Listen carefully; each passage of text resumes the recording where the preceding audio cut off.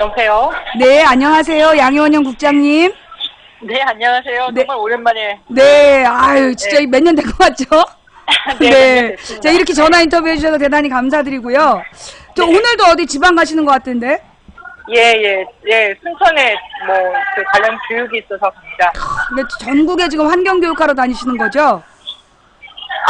많이 다니는 건 아닌데요. 네. 오늘 공교롭게도, 예. 그래요. 겹쳐가지고, 예. 하여튼 뭐 여기저기서 양효원 국장님 열심히 노력하고 계신다는 이야기는 많이 전해 들었습니다. 아이고, 감사합니다. 네. 그래서 오늘은 지금 이제 우리 방송의 첫 코너인데요. 일단 네네. 저도 궁금하고 우리 시청자들도 궁금한데 네. 지금 이제 이 시간에 우리 코너 이름이 시민사회단체의 주요 이슈 요 네네. 코너거든요. 네네. 네. 이 코너에 대해서는 정확하게 지금 우리 알고 있는 거죠? 네네, 알고 있습니다. 네. 예. 그러면 이 코너를 앞으로 매주 이렇게 저한테 전화로 알려주실 수 있는 건가요? 네, 그렇죠. 지금 매주 월요일로 생각을 하고 있고요. 네. 그러니까 그 전주에 있었던 주요한 일들 중에서 그러니까 추천수가 높은 것들 위주로 해서 네. 베스트 5를 정했거든요. 어디에다 이거는, 추천하는 건데요, 그게? 이게 이제 시민정치마당이라는 사이트가 있습니다. 시민정치마당. 네, 시민정치마당이라는 사이트가 있는데요. 여기에 이제 전국에 한 150개, 아직도 다 모으진 못했는데, 네. 150여 곳의 NGO들이 여기 다 RSS로 다 이제 소식들이 올라와요. 네.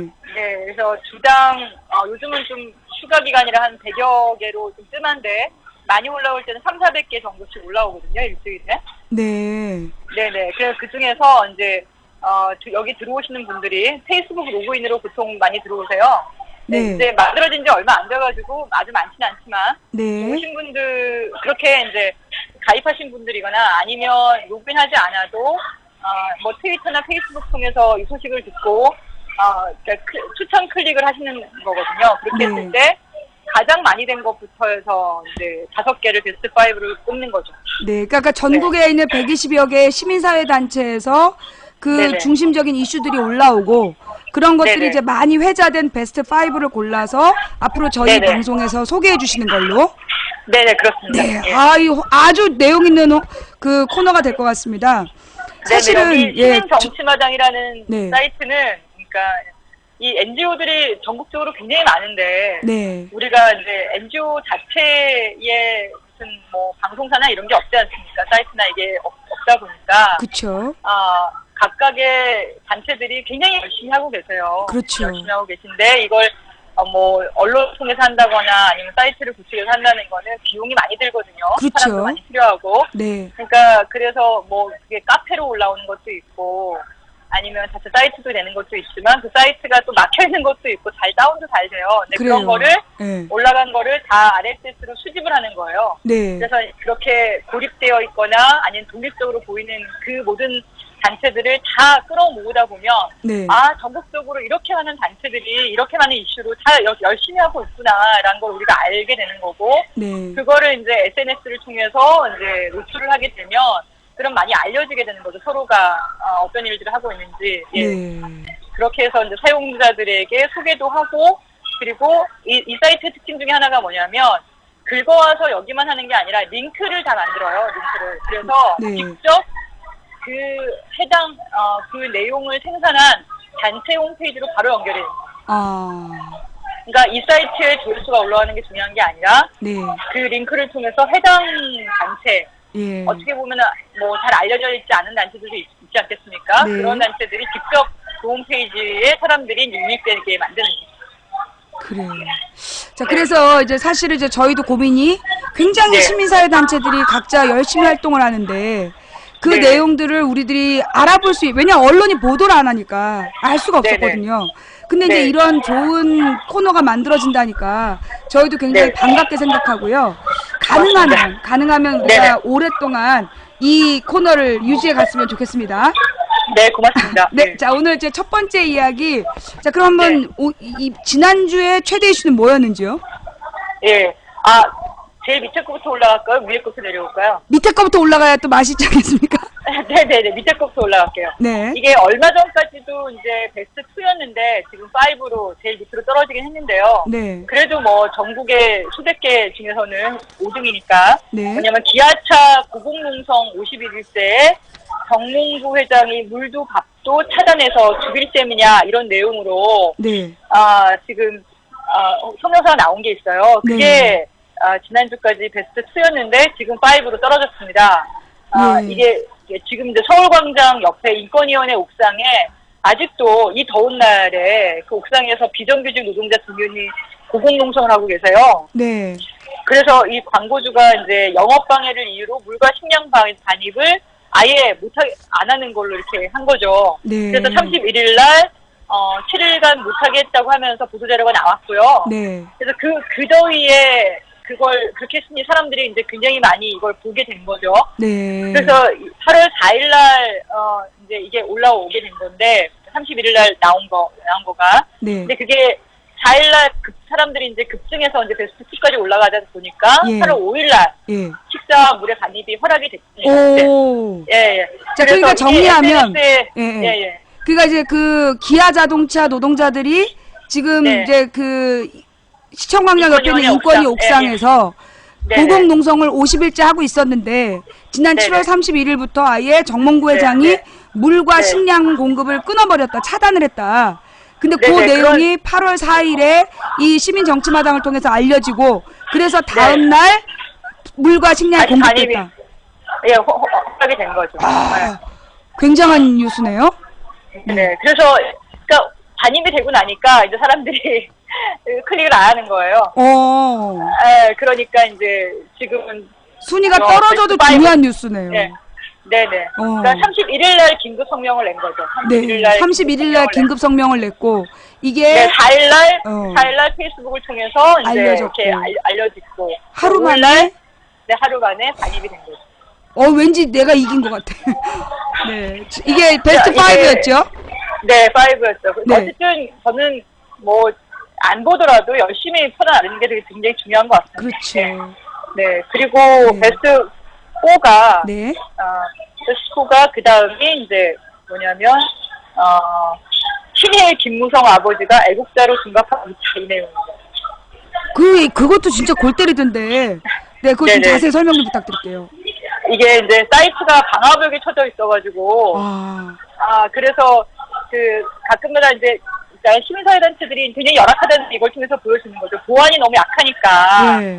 예, 이제 그런 보안이 약한 엔진을 사용하고 있을 경우에 외부 접근에 대해서 굉장히 민감하잖아요. 그래서 예. 이거 방어벽을 굉장히 많이 치는 거예요. 그러면 일반 사용자들도 잘 접근을 못하게 되는 그런 상황이 돼버리는 거죠. 근데 그거를 RSS로 들고 온 여기에는 이제 잘 올라가 있는 그런 상황인데요. 네. 예, 이제 최근 영화 모 영화지 이제 있는 영화 하나 있지 않습니까? 암살. 네. 네. 이렇게 공개적으로 얘기해도 되나요? 네, 괜찮습니다. 네. 거기에 신흥무관학교라는 독립학교가 있는데, 네. 이 민족문제연구소가 이 신흥무관학교 기념사업회도 함께하고 함께하고 있거든요. 네네. 근데 이제, 새누리당 대표인 김무성 대표의 아버지가 되시는 김용주 회장이 일대 때 친일 행적이 분명한 분이신가 봐요. 네. 근데도 이제 해방 뒤에는 미군 정청의 지원을 받았고, 일본인들이 두고 떠난 전남 군직을 전쟁 중에 불화받아서 이제 부자가 되신 분인 거죠. 네. 근데 이와 관련해서 2년 전만 해도 인터넷에는 김무성 대표의 가족사를 거론하면서 친일 의혹을 제기하는 글들만 있었는데 이제는 이게 완전히 바뀐 겁니다. 그러니까 김무성 대표가 적극적인 대응을 한 게 아닌가라고 미루어 짐작을 하게 되는데요. 뭐라고요? 다시요. 잠깐 말이 끊겼어요. 김무성 대표가 작전을 펼쳤다. 그러니까 그 전까지는 2년 전까지만 해도 그러니까 김무성 대표의 가족사를 거론하면서 친일 의혹을 제기하는 글들이 인터넷에는 수두룩했다는 거죠. 네, 그런데요. 근데 최근에 이제 김무성 대표께서 적극적인 대응을 한 거가 아닌가라고 저희는 미루어 짐작을 하는 게 왜냐하면 이제 최근 김무성이 행보를 가지면서 광주에 내려가서 5.18 행사를 그렇게 하는가 하면 또 그러니까 그런 문제제기 특히 수원대 의혹에 대해서 이제 지금 참여연대 안준걸 시장이 고발을 당했잖아요. 이런 그래요? 고소 고발들이 진행이 되면서 이제 그 아버지에 대한 친일 행적들도 같이 좀 이렇게 색깔을 옅하게 연하게 하는 게 아닌가. 그러니까 자기 아버지의 친일 행적을 지금 지우고 있는 그런 작업 중인 것 같다. 네네네. 그런 게 이제 친일 민족문제연구소에서 네. 그런 거 문제 제기를 지금 하신 거죠. 그래서 그 뉴스가 지난주에 가장 많이 클릭한 네 번째 이야기. 네네. 네 번째로 나왔고, 네. 근데 이거는 너무나 안타깝게도 거기에 민족문제연구소 사이트는 방어벽 때문에 들어갈 수 없는데 여기 시민 정치마당에는 올라가 있습니다. 올라가 있으면서 이제 한겨레 신문에 토요판 커버 스토리로 나온 건데 이제 아버지의 친일 행적이 자세하게 나와 있으니까 들어가서 한번 보시면 좋을 것 같아요. 네. 이렇게 해서 이제 베스트 4. 근데 주변이 무슨 이렇게 아이들이 있나 봐요? 네네. 네, 좀 조금 조용한 데가 안 될까요? 우리 시청자분들이 그럼요. 목소리가 안 들린다고 막 그러는데. 그렇습니까? 네네. 이렇게 하면 좀 잘 들릴까요? 네네, 괜찮네요. 네, 좋습니다. 네네, 고맙습니다. 그럼 이제 죄송합니다. 베스트 3. 베스트 3는 이제 무책임한 대통령 담화를 비판한다는 참여연대 성명서가 베스트 3로 올라왔습니다. 네. 네, 이제 그 8월 6일 날 백건혜 대통령이 이제 경제제도약을 위해서 국민 여러분께 드리는 말씀을 발표를 했는데요. 네.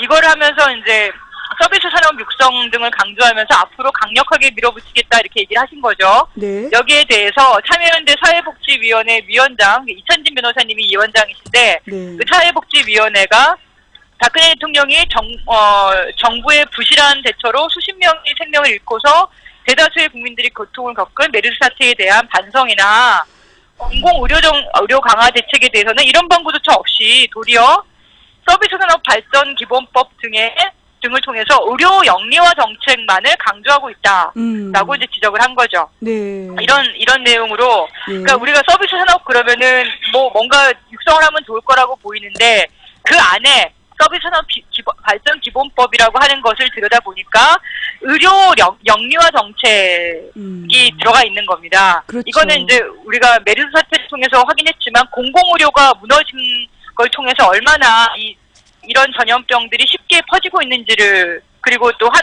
유수의 이제 그 기업의 병원에서 공공에 반하는 걸 하면서 메르스가 이렇게 얼마나 퍼졌는지 확인할 수 있었잖아요. 삼성에다가 저기 다 맡기고. 네, 그렇죠. 자체적으로 그냥 맡기면서 사실은 그 파견직이나 비정규직이나 이런 쪽에 건 제대로 확인하지 못해서 더 확산되는 일들을 겪었는데, 근데 사실상 대통령께서 말씀하시는 서비스 산업 발전 기본법이라는 것이 그런 의료 영리화를 더 촉진시키는 거고 공공의료를 더 악화시키는 거다. 이런 내용들이 조목조목 잘 나와 있습니다. 들어가서 한번 보시면 좋을 것 같습니다. 그래, 이 부분은 많이 뭐라 그러나 뉴스에서도 지적들을 안 했던 부분인데 이걸 참여연대가 집중적으로 비판을 했다.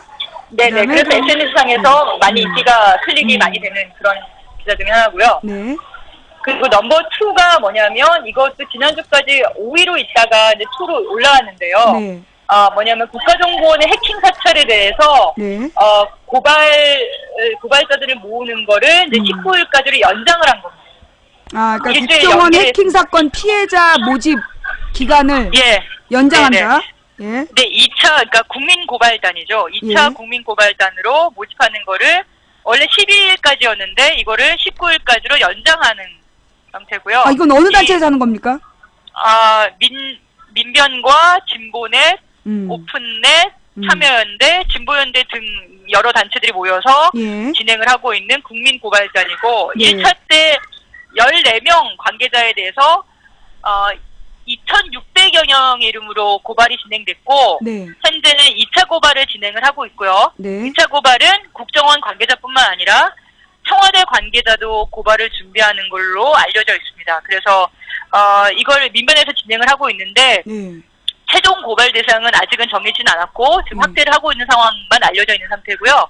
어쨌든 2차 고발은 19일인 일주일 연기를 한 상태이기 때문에 많이 들어와셔서 고발자로 참여하시면 될 것 같고 저도 지난주에 이거 뜬 거 보고 바로 저도 클릭을 해서 들어가서 봤습니다. 그래서 저도 고발자로 등록을 했는데요. 잠깐만요. 이게 해킹 피해자 고발자지 않습니까? 근데 이게 해킹 피해자라는 거를 본인이 아니어도 고발자가 될 수 있습니까?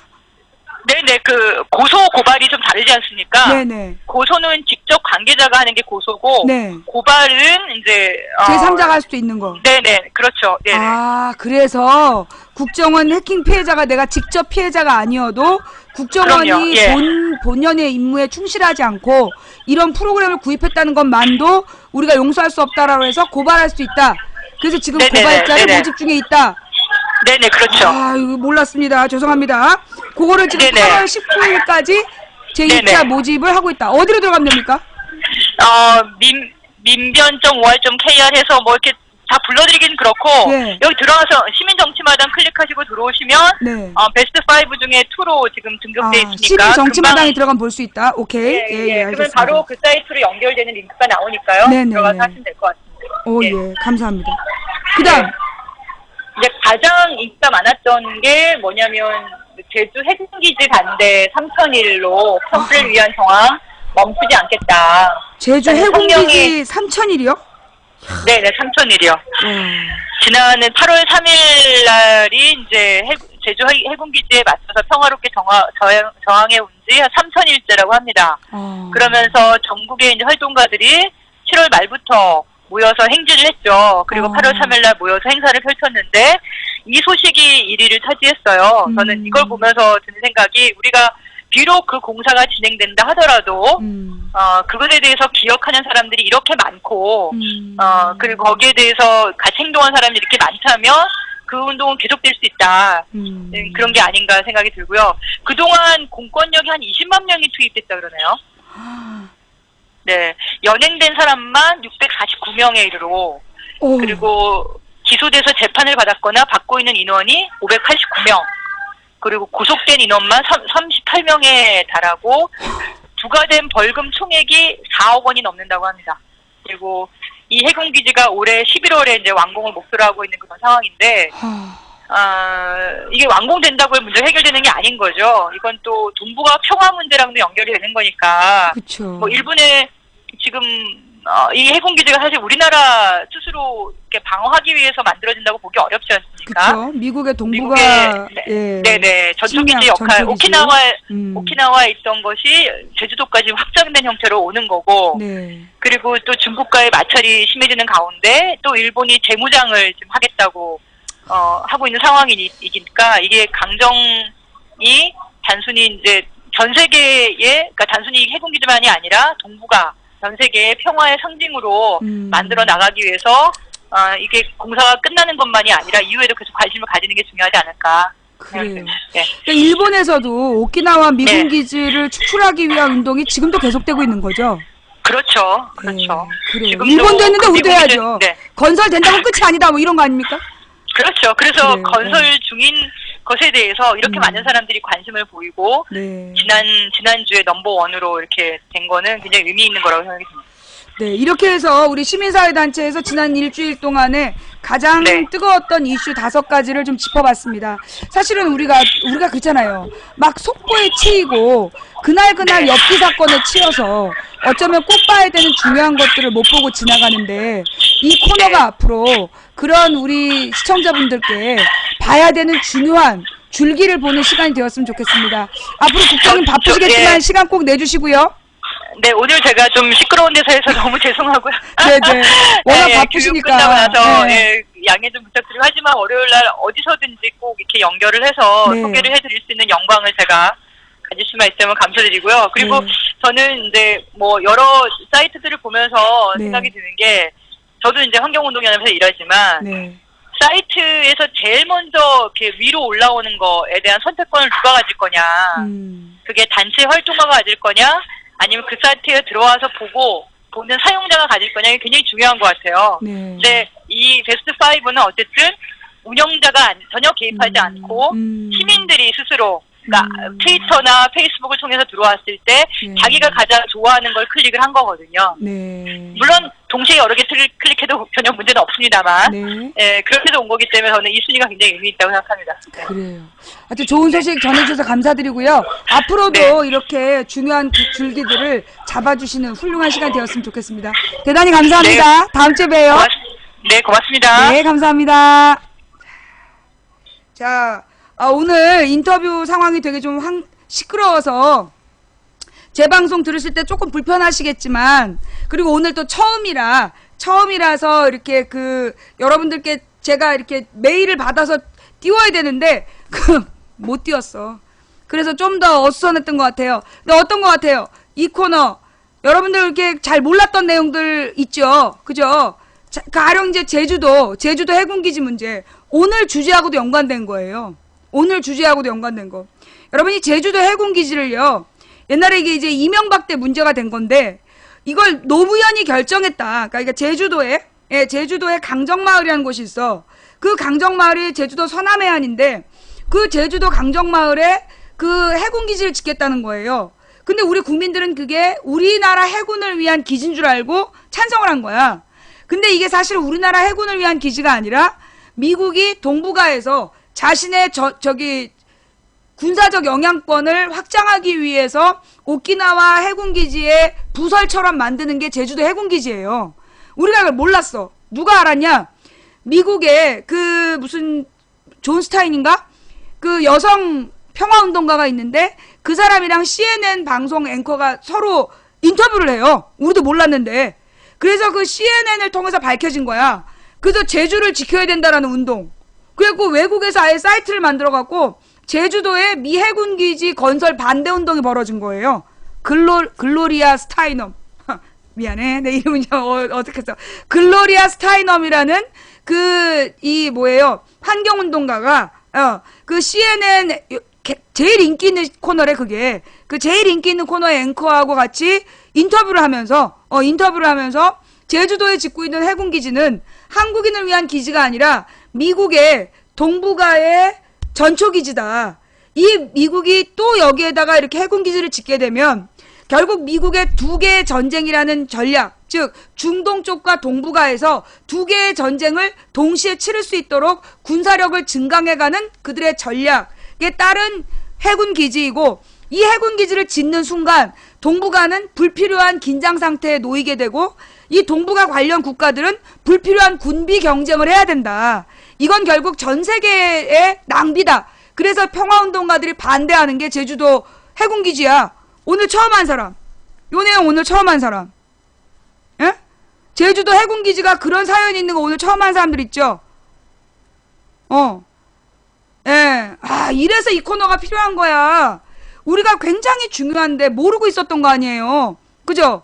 이게 올해 메르스 사건이나 작년에 세월호로 들어오신 분들은 이 내용을 모르는 분들이 대다수였을 거라고. 근데 굉장히 중요한 내용이에요. 뭔 말인지 알아? 이게 올해 완공이 되는 거야, 이 해군기지가. 근데 이명박이 온갖 거짓말을 하면서 이게 뭐 민간인이랑 같이 이용을 한다는 둥 개구랄 쳤는데, 사실 이게 서부 해안이 그렇게 잡혀버리면, 거기에 해군기지가 들어서고 나면 어떤 문제가 발생하느냐. 제주도의 4분의 1을 민간인이 접근이 안 돼. 차단이 안 되고, 그 좋은 우리의 자연환경을 그냥 이 미군들이 대형 항공모함 같은 거 갖다 놓고 지네들이 쓰는 거야.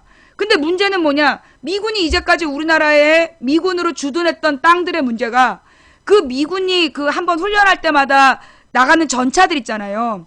그런 전차나 무기들이 어마어마한 연료를 싣고 가는 거야.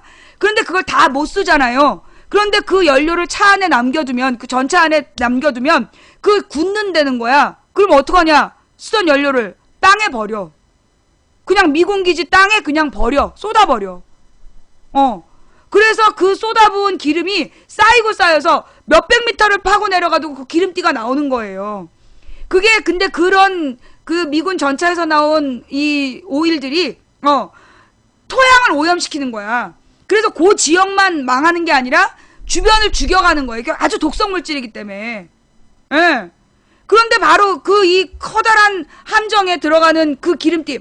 여러분 대형 항구 가봐. 대형 항구에서 스크린쿨러 이런 거 할 수 있어? 스쿠버 다이빙 할 수 있어? 큰 배들이 뜨는 곳에는 배에서 나오는 기름이나 이런 것들 때문에 그 밑에 들어가서 잠수하고 이런 거 못 하잖아요. 더럽잖아. 근데 이게 그런 대형 군함들이 와서 여기에 대기하고 그렇게 훈련에 사용하는 기름들을 또 막 버릴 거라는 거야. 미국이 전 세계에 그걸로 악명이 높아. 그래서 심지어 필리핀도 미군한테 미군 기지 사용료 내고 환경 문제에 대해서 배상금을 물게 한다는 거야. 전 세계에서 그걸 물지 않는 물지 않는 나라가 몇 개 없는데 그 중에 우리나라. 우리는 미군에게 환경 보상에 대해서도 요구하지 않고 아무 데나 미국이 들어와가지고 그냥 지으면 권력자들이 막 신이시여 감사합니다 이러고 앉아있는 거 아니야. 제주도 환경 문제 우리가 신경 써야 된다. 자, 이렇게 해서 시민사회단체의 5가지 이슈를 한번 짚어보는 신상 코너 마음에 드셨습니까? 네, 다른 거는 내가 내 뜻대로 이거를 폐지했다가 생겼다 할 수 있는데 요 코너는 양희원영 국장님이 안 바쁘면 유지되는 코너야. 혹시 이분이 계속 뭐 해외 회의도 많이 가요. 그래서 이분이 회의 때문에 못 가는 일이 있더라도 우리가 뭐 한 주 쉬더라도 계속 이어가는 오랫동안 같이 가는 코너를 했으면 좋겠고요. 그래서 우리가 꼭 알아야 되는데 속보들이나 엽기 뉴스에 밀려갖고 못 봤던 내용들을 보는 시간으로 했으면 좋겠습니다. 자, 그 다음 이제 오늘 5가지 뉴스가 뭐였냐면, 기아차 51일차 농성을 하는 농성단에 물과 식량을 끊었다가 이걸 네티즌들이 알게 되니까 도로 반입시켜줬다라는 뉴스. 그 다음에 김무성 아버지가 유명한 친일파이고 이게 역사적 기록임에도 불구하고 김무성이 굉장히 자기가 그 진보적인 사상가인 것처럼 막 쇼를 하고 다니면서 김무성 아버지의 친일 행적이 지금 지워지고 있다라는 거, 요거 민족문제연구소에서 지적했다. 그리고 이 대통령의 지난주 기자회견의 핵심적인 내용이 우리가 노동개혁 문제, 그러니까 노동 재벌개혁에 대해서는 별로 의지가 없고 노동개혁만 강조했다라는 거 우리가 짚었지만 사실 메르스 문제, 이 메르스 문제에 대해서도 전혀 사과가 없었고 또 문제가 뭐다. 실제로 이번 메르스가 왜 그렇게 퍼진 거야? 왜 죄 없는 국민 36명이 죽었어야 돼? 왜 국민 188명이 그 메르스 환자로서 평생 폐섬유종을 앓고 살아야 되냐고. 그 이유는 결국 이 전염병은 공공의료시설에서 전담하고 전문 인력을 관리해야 되는데 이명박 때 싹 없앴잖아. 그거 알죠? 이명박 때 이 공공의료를 다 없애고 공공의료를 민영화하는 정책을 폈어요. 그래서 특히 가장 선봉했었던 게 홍준표 아니야. 진주의료원 없애는 거. 자기네들끼리 밥그릇 지키기다 이러면서 그런 공공진료소를 다 없애버린 거예요. 그로 인해서 이번에 메르스 사태 같은 게 발생했는데 삼성의료원에다 다 맡겨놨다가 80명 이상이 삼성의료원에서 나온 거 아니야. 기가 막히는. 나 이미 임자 있는 몸이야. 어떻게? 나 이미 임자 있는 몸이니까 나한테 하트 날리지 말어. 꺼져. 자, 그 다음에 4번째, 국정원 해킹 피해자 고발단을 모집 중이다. 이 고소는 피해자가 하는 거예요. 내가 국정원을 고소했잖아. 나는 국정원 직원이 우리 가족에게 악플을 달았기 때문에 나는 고소인이야. 근데 나는 국정원 해킹 피해자의 피해자가 아니기 때문에 나는 이거 내가 못하는 줄 알았어. 알고 보니까 이게 뭐야? 고발이야. 고발은 누가 하는 거야? 제3자가 하는 거예요. 제3자도 할 수 있는 게 고발이기 때문에 지난번에 1차로 2,000명의 고발단을 모집했는데 이번에 2차로 계속해서 고발단을 모집하고 있다니까. 시민정치마당에 들어가셔서요.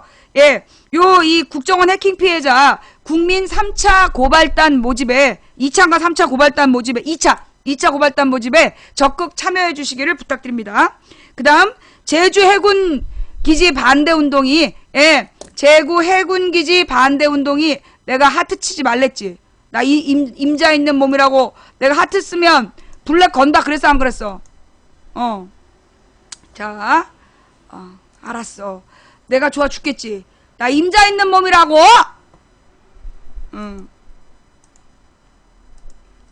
자, 그 다음 제주 해군기지 3001에 대해서는 조금 아까 좀 짚어봤고요. 자, 그럼 이제 오늘의 하이라이트. DMZ 지뢰 폭발. 지금 우리 국방부에서 봤죠? 여러분 이제 뉴스를 보신 분들 보셨을 거예요. 우리 국방부에서 공식 발표한 거죠. 요게 이 지뢰가 북한의 지뢰다. 북한의 소행이다라고 아까 이렇게 자막으로 나왔어요. 소리는 못 들었지만 분명히 우리 국방부에서 요 DMZ가 이게 북한의 소행이다라고 지금 공식 발표했죠. 맞습니까? 예? 맞죠? 그러면서 이게 지금 정전협정을 위반했다라고 지금 나오고 있어요. 그죠? 예, 맞습니다. 이게 북한에서 이 목함 지뢰를 묻었고, 그로 인해서 우리 장병이 두세 명이 지금 중상을 입었다라고 나오고 있는데요. 이거 매우 심각한 문제입니다. 왜 심각한 문제냐 하면요. 예. 여기 DMZ 남쪽 480m야. 그게 무슨 얘기냐 하면 휴전선이 있어. 휴전선 북쪽으로 2km는 북한 영토야. 휴전선 남쪽 2km는 비무장지대라 그래가지고 여기는 중립지대야. 중립지대이고 다만 경계는 남쪽에서 해요. 경계는 남쪽에서 하고 있는 거야. 한마디로 우리가 관리하는 중립지대가 이 DMZ인데 여기에 북한이 뚫고 와서 지뢰를 설치하고 갔다는 거야. 녹슬지 않은 지뢰를. 그 녹슬지 않은 지뢰라는 얘기는 뭐야? 최근에 묻었다는 얘기야. 이게 북한에서 흘러내려온 것도 아니고 이게 지금 뭐 남쪽이 높고 북쪽이 낮은 지형이래. 그러니까 북한에서 와서 묻고 갔다는 얘기야. 그지? 그럼 이건 무슨 얘기예요? 휴전선이 뚫렸다는 얘기야. 휴전선이 뚫렸다는 얘기라고. 한마디로 우리 정부에서, 그러니까 우리 국방부가 지금 북한 놈들이 와가지고 그 목각 지뢰를 묻어놓고 갔는데 그걸 알지도 못하고 막지도 못하고 잡지도 못했다가 우리 군인들이 희생됐다는 사건이야 지금. 이건 뚫린 거야. 한마디로 지금 우리 정부가 휴전선 방어에 실패했다는 증거예요. 우리 정부가 만약에 정부 발표가 맞다면 이건 지금 우리 정부의 대북 방어 능력이, 대북 경계 능력이 제로란 얘기야. 사실 우리가 이게 처음은 아니잖아요? 예. 처음은 아니야. 이미 2012년 그거 기억나지? 노쿠 귀순. 북한군이 월남 귀순을 한 거야. 귀순을 했는데 원래 7단계의 경계망이 있는데 한 번도 안 잡혔어. 심지어 애가 군부대를 들어간 거야. 군부대를 들어가가지고 그 생활관에 문을 두들기고 내가 배가 고프다고. 그러니까 우리 군인들이 라면 끓여줬대잖아. 그게 걸린 거야. 근데 또 우리 국방부에서 잽싸게 거짓말했어. 그런 적 없다. 노크에서 잡은 거 아니라고 거짓말했다가 알고 보니까 CCTV에 이미 증거가 있었고 그게 이미 다 털려가지고 몇 명이 잘렸다라는 것이 나중에 또 밝혀진 거예요. 그게 노크 귀순이야. 그랬지. 이번에 또 있었잖아. 무슨 대기 귀순. 기다리라 그래가지고 귀순했던 사건 있었잖아. 그 지난달인가. 전혀 우리 군이, 우리 군대에서 지금 북한군이 일단 귀순은 사실 넘어오겠다는 거잖아. 평화적으로 이제 싸우러 오는 게 아니라 자기 넘어오겠다. 이런 사람들이잖아. 근데 지금 이 북한군이 이제 전쟁의 목적으로 와서 지뢰를 심었다면 그걸 지금까지 이게 근데 휴전선이 전부 다 CCTV가 촬영이 된다며. 그죠? 휴전선 일대가 그 24시간 열추적하고 24시간 열추적하고 CCTV로 아니야 TOD로 동영상이 촬영이 된다며. 그죠? 비무장지대를 TOD로 계속 촬영 중이라는 거야. 그거를 어떻게 몰랐냐고. 비무장지대. 자, 그래요. 질문할 때 또 한 번만 골뱅이 무늬 넣으면 블랙할 거야. 잘 들어요. 이 사건 발생 DMZ가 어디냐 하면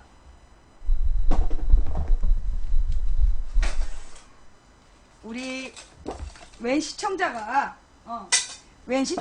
뜬금없이 화이트보드를 보내왔어. 내가 아니 이 양반은 저기 왜 이 화이트보드를 보냈나 그랬더니 재은아 미안 너의 낙서를 지웠어. 이런 때를 위해서 화이트보드를 보내주신 거죠. 자, DMZ가 어딘지 설명하겠어.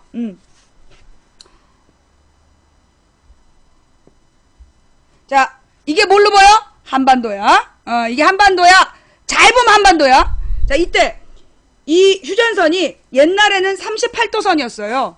그런데 이 38도선이 1953년 전쟁을 거치면서 휴전협정을 거쳐서 휴전선이 요렇게 쳐지는 거야.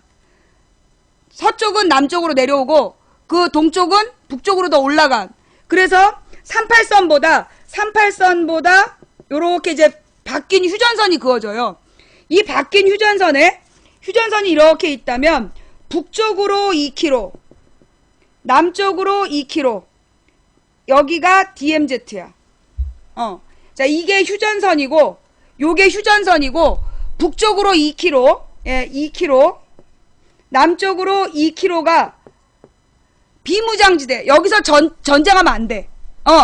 예, 여기, 좌우가 바뀌어서, 어떡하지? 좌우, 알았어. 그럼 그림을 다시 그릴게. 에이, 마우스로. 미안해. 너무 흥분해서 그랬어. 자, 그러면, 예. 잠깐만. 그림이 살짝, 이거 조금 무리다. 이 좌우 반전의 문제군요. 이렇게 해서,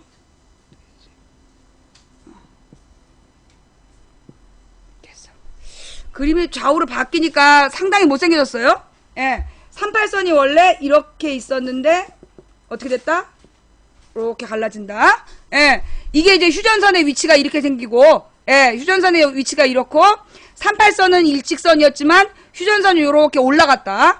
그 휴전선이 이렇게 있다라면, 요 휴전선이 이렇게 있다라면, 위쪽에 2km는 북한군이 관리하는 비무장지대, 남쪽에 2km는 남한군이 관리하는 비무장지대예요. 그래서 여기에 대해서 이게 그 휴전선 2km이기 때문에 여기에 초소들을 두고 이 안에는 민간인이 들어갈 수가 없어요. 민간인이 들어갈 수 없는 민간인 통제선이야.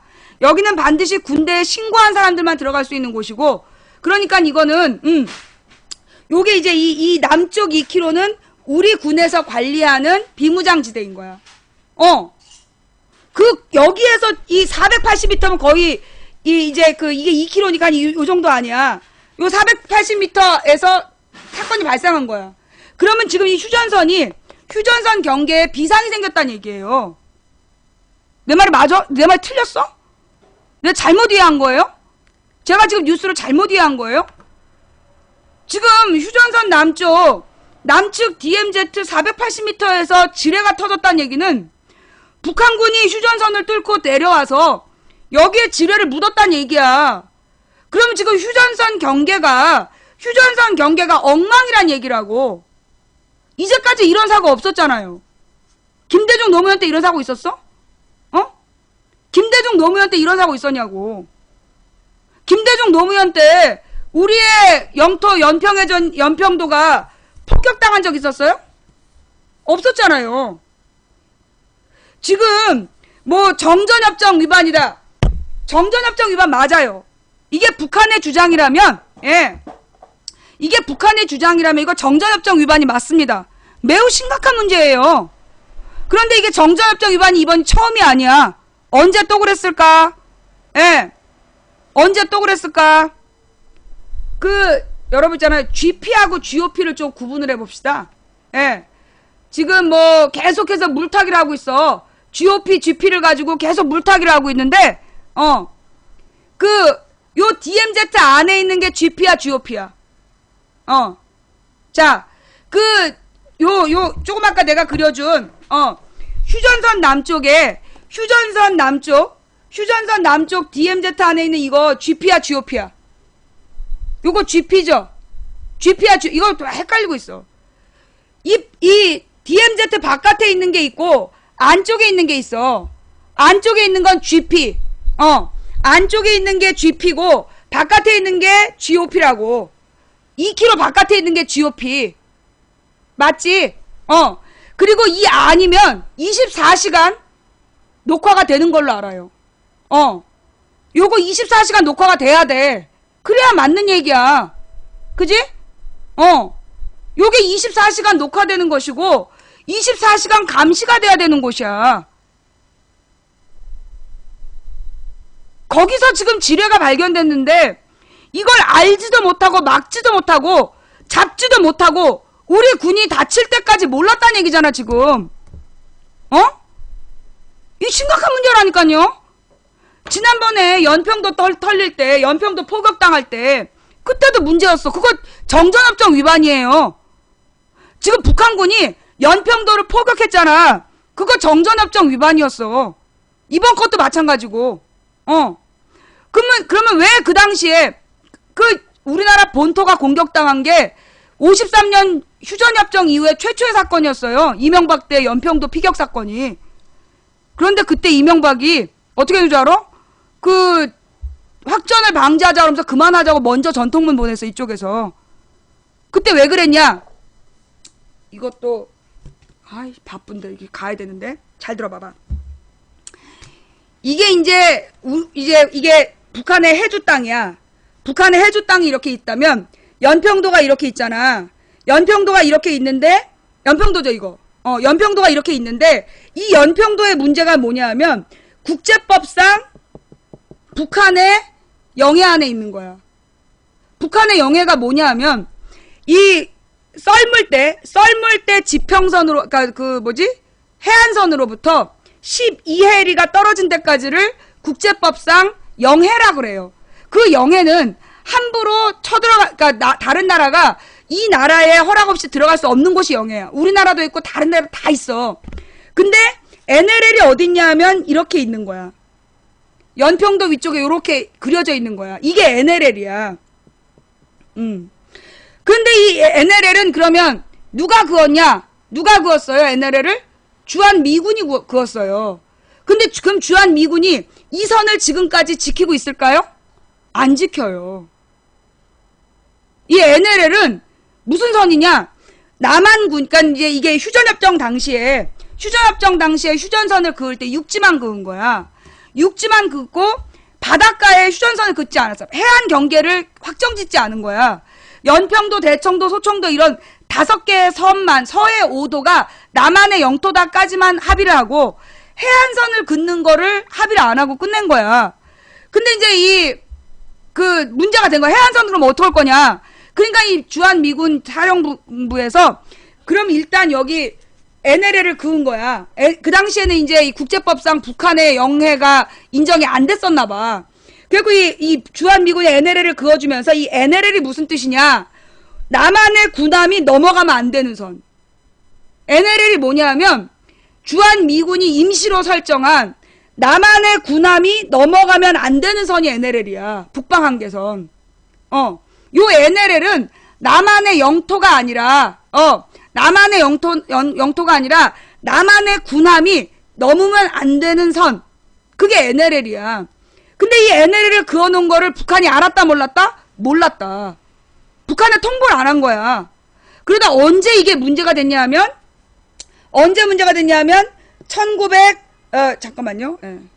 1972년. 1972년에 무슨 일이 있었냐? 맞지? 1972년에 북한하고 남한이 7.4남북 공동성명을 발표해. 김일성, 박정희, 김일성이 72년 7월 4일에 7.4남북 공동성명이라는 걸 발표하면서 그 내용이 뭐였냐면 남한과 북한이 자주, 평화, 민족 대단결의 원칙에 따라 앞으로 평화 통일의 노력을 해간다? 이걸 약속한 거야. 김정일하고 그러니까 김일성하고 박정희가 앞으로 남한과 북한이 자주, 평화, 민족 대단결의 원칙에 의해서 남북 통일을 위해 노력한다. 이걸 선언한 거야. 72년 7월 4일에. 그러자 북한에서 야, 근데 너네 이게 NLL이 뭐니? 이러고 물어본 거야. 그리고 이게 2년 동안 문제가 됐어. 남북 사이에 이 NLL에 문제가 된 거야. 그래가지고 이게 결론적으로 어떻게 됐냐? 74년에 미국의 국무장관인가 국방장관 헨리 키신저라는 국방장관이 미국의 국무회의, 미국의 대통령과 장관들 모인 회의에다가 보고서를 올려. 뭐라고 올리냐? 이 NLL은 현재 국제법 위반이니 재논의가 시급하다. 우리 측 미군의 잘못이다. 이거 국제법 위반이니까 재논의가 시급하다라는 보고서를 올렸다고. 그 순간 미국은 발을 뺀 거야. 미국은 발을 뺀 거야. 그러면 지금 연평도는 어떤 상태냐? 그래서 지금 북한의 주장은 이게 국제법상 북한의 땅이니까. 그런데 국제법에 뭐가 있냐면 만약에 두 나라의 경계선이 그럴 수 있잖아. 두 나라가 너무 가까워.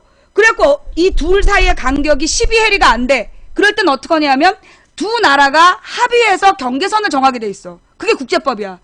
만약에 두 나라의 간격이 12해리가 안 될 때는 두 나라가 공식적으로 합의를 해서 경계선을 정하도록 되어 있어요. 그러니까 이거를 합의를 해서 긋는 거야. 가령 대마도 같은 경우가 그런 경우죠. 합의해서 경계선을 긋게 돼 있단 말이야. 그러니까 이제 이 북한의 주장은 뭐냐면 빨리 NLL을 재논의해서 NLL에 대해서는 원래 없는 거니까 없애버리고 새롭게 경계를 정하자는 거야. 새롭게 남한의 연평도와 해주 사이에 경계를 정하자. 그게 북한의 주장이야. 근데 이게 그러면 아니 어떻게 그럴 수가. 그래갖고 이 NLL이 잘못됐다고 최초로 인정해준 대통령이 누구예요? NLL이 잘못됐다고 최초로 인정해준 대통령이 누구야? 노씨야. 막 노무현 욕하고 싶지? 노태우야. 노씨는 노씨인데 노태우가 약속해준 거야. 1991년 그 남북기본 합의서를 발표하면서 1991년 그 참고로 노무현의 임기는 2003년부터 7년까지였어. 1991년에 남북기본 합의서라는 거를 발표하면서 그때 NLL에 문제가 있다라는 거 인정을 해줬어요. 우리가 공식적으로. 우리 정부에서. 예. 우리 정부에서 공식적으로 이건 NLL은 국제법 위반이다. 그러니 지금부터 재논의를 하겠다. 알았어. 내가 너무 좋지? 그래서 이 NLL은 이미 91년도에 노태우가 문제가 있다는 걸 시인해주고 지금부터 재논의하겠다고 약속을 해줘버린 거야. 그래갖고 김영삼 때 95년도에 김영삼이 그 국회에서 국방부 장관이 95년인가 6년 국방부 장관이 국회에서 공식으로 발표를 해요. 뭐라고 얘기를 해요? 김영삼 정부 지금의 한나라당의 뿌리 신한국당이 집권했던 시절에 국방부 장관이 국회에서 발표를 합니다. 뭐라고 발표를 하느냐 하면 이 NLL은 국제법 위반이니까 지금 즉시 재논의를 해야 된다라고 국회에 발언을 했어. 그랬는데 누가 이거 아까 지우개 어땠지? 이게 지우개가 떨어지는구나. 그런데 그 당시에 신한국당 의원들이 팔팔 뛰면서 NLL이 영토인데 그 영토를 내주자는 얘기냐? 그러면서 길길이 날뛰어갖고 논의가 안 된 거야. 그러다가 김영삼 정부가 끝나고 김대중 정부 들어섰을 때 그 김대중 정부에서 이게 몰랐어. 이전 정부에서 박정희도 약속하고 전두환도 약속하고 노태우도 약속하고 김영삼도 약속한 걸 몰랐어. 김대중한테 비밀로 하고 이 새끼들 도망을 간 거야. 근데 이 김대중 정부 들어서자마자 이 미친놈들이 서해에 와갖고 난동을 피운 거야. 서해 교전.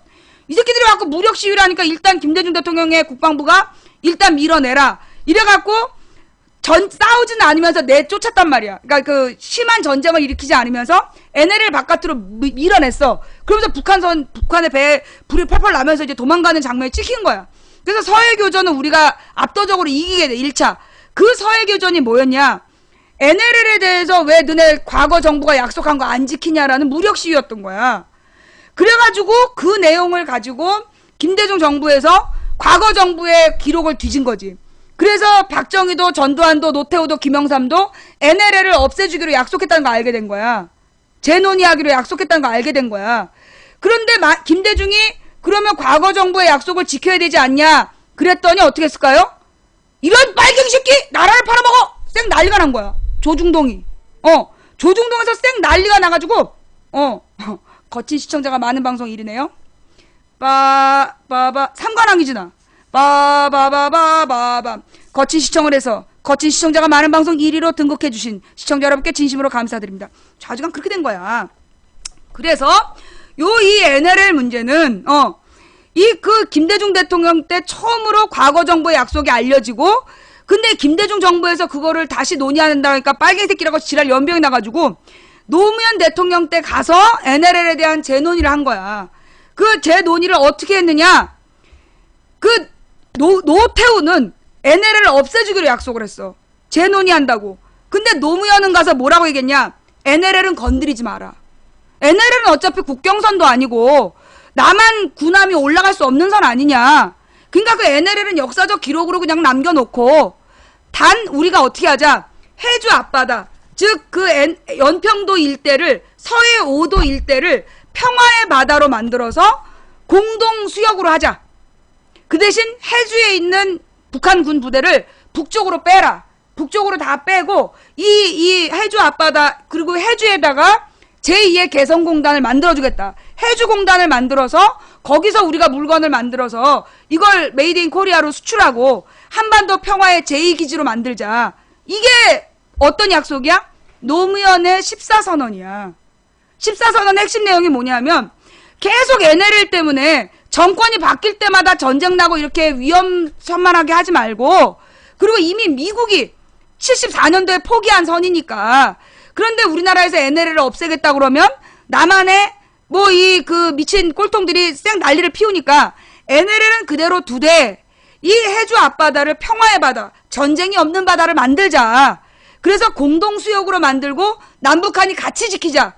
왜냐하면 그 당시 중국에서 자꾸 들어와갖고 우리 꽃게를 쌍끌이 해가니까 남북이 같이 요 중국만 방어하고 이 서해 앞바다를 평화의 바다로 만들자라고 약속했던 게 노무현의 14선언. 그 14선언을 이명박이 내다 버린 거예요. 그러면서 누구야, 박왕자라는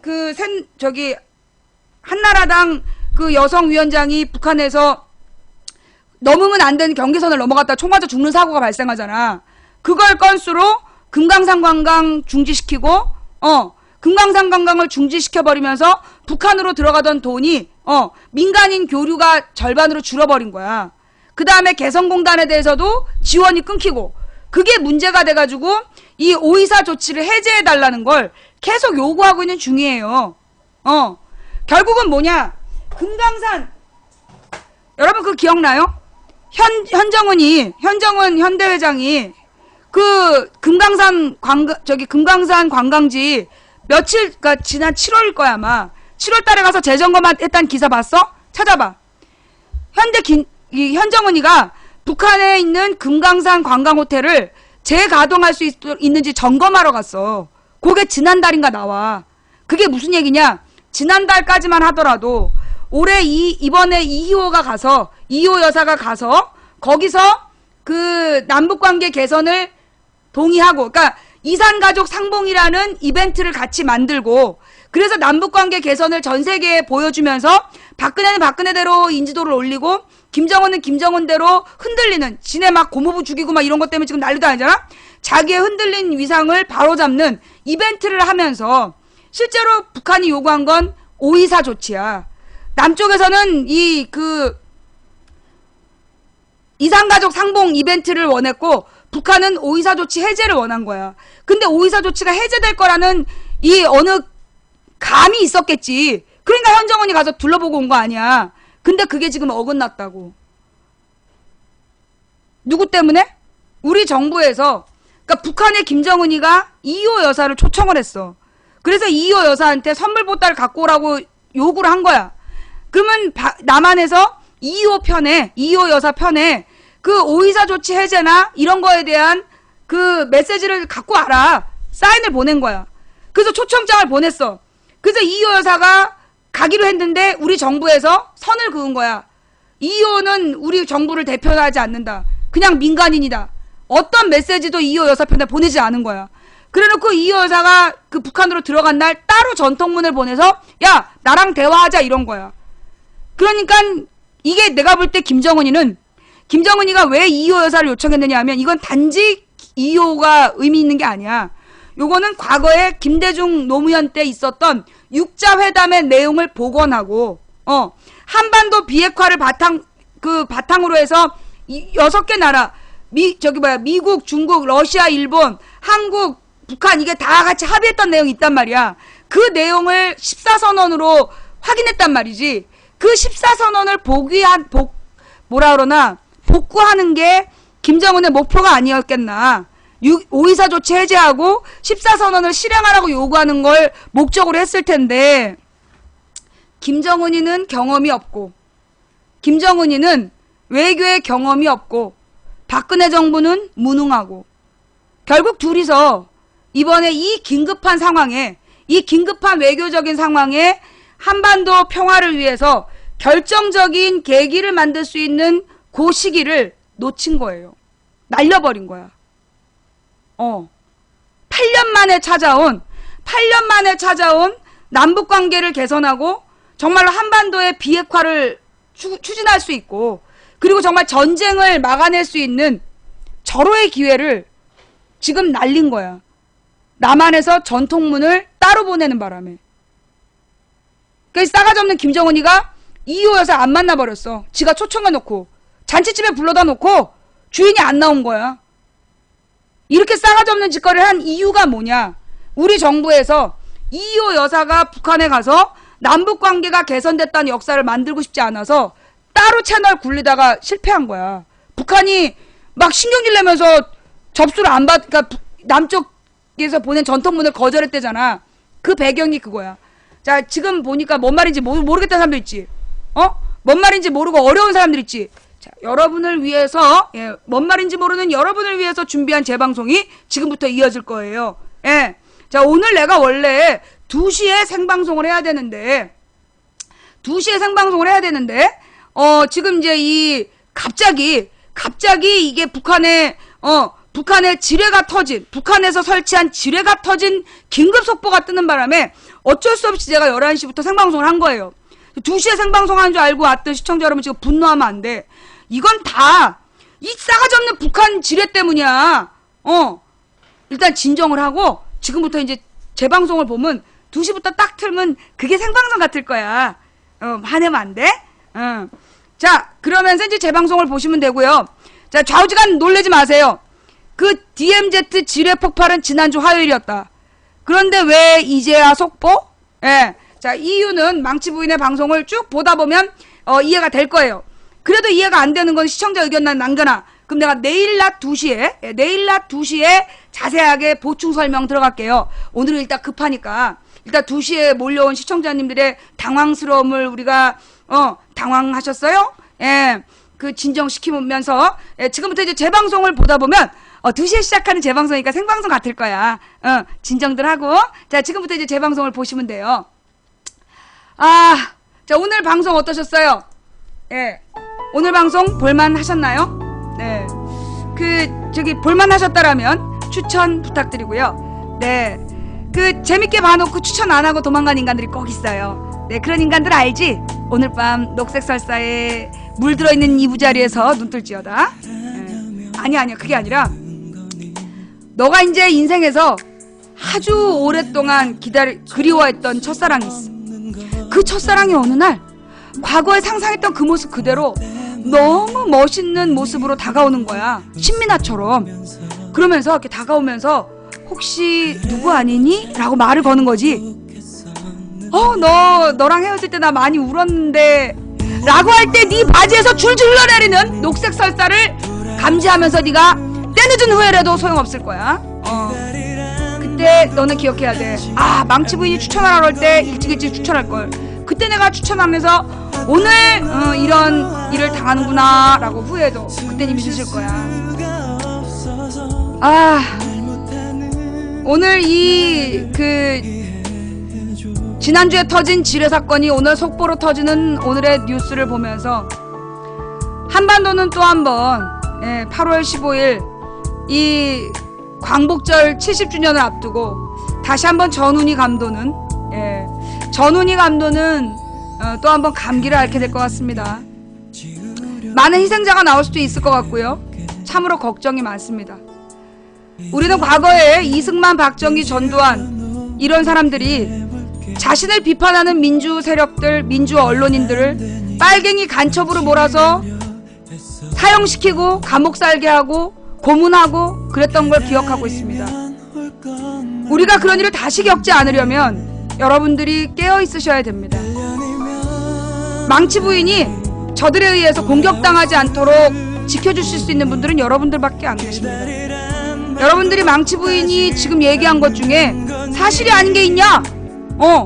따져 물으셔야 됩니다. 그리고 망치 부인에게 압력을 가하지 못하도록 여러분이 제 편에 서서 지켜주셔야 됩니다. 웃고 가니까 고마워요. 오늘 우리는 장준하 선생님 이야기를 봤어요. 지금으로부터 40년 전 박정희라는 절대 권력에 맞서서 언론의 진실, 언론의 역할을 이루기 위해 애쓰셨던 언론인 장준하 선생이 불의의 사고로 세상을 등질 수밖에 없었던 40년이 되는 날이 곧 다가오고 있습니다. 장준하 선생 40주기 추모식을 국민들이 함께 준비했으면 좋겠습니다. 그리고 우리 역사에 흐트러진, 그리고 왜곡되어 있는, 그리고 가진 자들과 이 반역자들에 의해서, 매국노들에 의해서 찢겨진 역사를 복원하는 올해가 되었으면 좋겠습니다. 망치 부인이 선동했다고 우기는 님들아, 내가 언제 선동했어? 네가 흔들린 거지.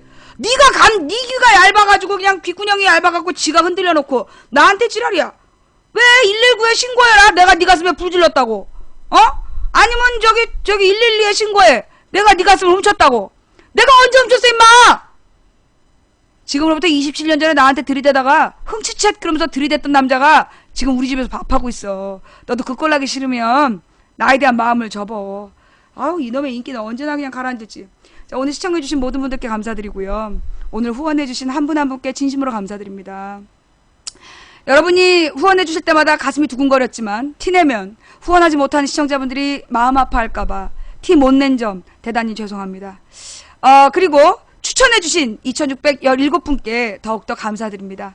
처음부터 끝까지 시청해주신 여러분께 더욱더 감사드리고요. 그리고 각 방에서 고생하신 매니저님들께 진심으로 감사드립니다. 이 방송을 녹음 녹화 떠서 유튜브와 팟캐스트에 올려주시는 풍행국님, 여비고님, 참세상 세월호님께 진심으로 감사드리고요. 여러분 그분들 아무런 받는 거 없이 하시는 분들이거든요. 그분들 팟캐스트나 유튜브를 통해서 망치 부인을 만나시는 분들 계시다라면 꼭 응원의 한마디, 수고하셨다라는 감사의 한마디 남겨주시기를 부탁드립니다.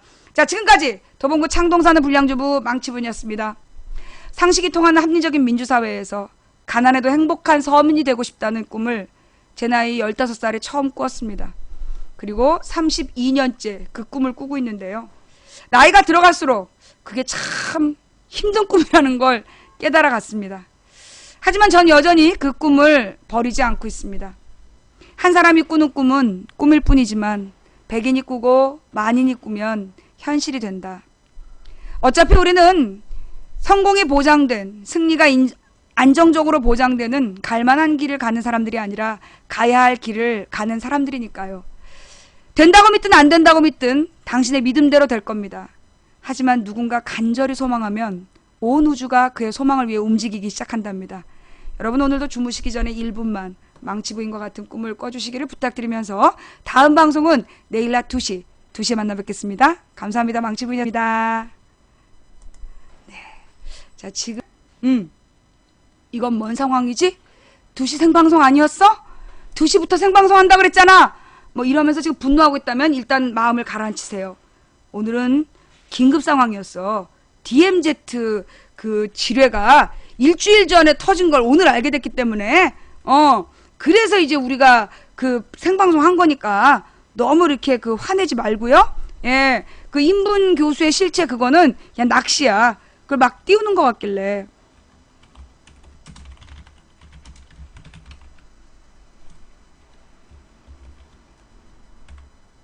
자, 진정들 하시고요. 자, 지금부터 제 방송 보시겠습니다. 여러분 사랑합니다. 화내면 얼굴이 미워져. 화내면 안 돼.